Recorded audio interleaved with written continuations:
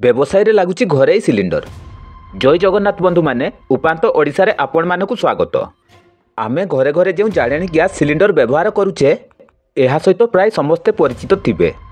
आमे घरे जो सिलिंडर व्यवहार करिथाउ एहा नाली रंगर होइथाय एवं एथिरे 14 केजी 200 ग्राम ओजनर जाळेनी गैस रहिथाय। नियम अनुसार एही सिलिंडर को केवल घरे व्यवहार रे लगा जाई पारिबो।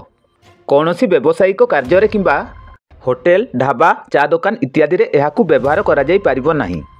एथि सहित हॉस्टेल मेस विवाह व्रत आदि भोजी रे मध्य घरे गैस व्यवहार करा जिबा निषेध। घरे गैस को व्यावसायिक कार्य रे व्यवहार करिबा बेय नटे। तेणु कौनसी व्यक्ति घरे गैस को व्यावसायिक कार्य रे व्यवहार करुथिबार धरा पड़िले जरिमाना सहित जेल दंड मध्य भोगिबाकु पड़ी पारे।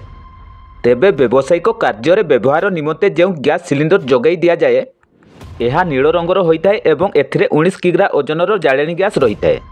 एही सिलिंडर को होटेल ढाबा चा दुकान और अन्यान्य आनुष्ठानिक और व्यावसायिक कार्य रे लगा जाई पारिबो।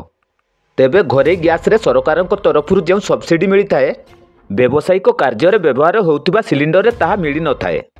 एथि सहित व्यावसायिक गैस सिलिंडर रे दुई प्रकार टिकस मध्य देबाकू पड़िथाय।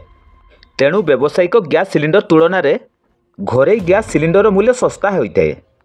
तेबे केन्दुझर जिलार खणी सहर जोड़ाबड़बिल अंचल में घरे गैस को खोलाखोली भाव व्यावसायिक कार्य व्यवहार करा जाउथिबा देखिबाकू मिलुची।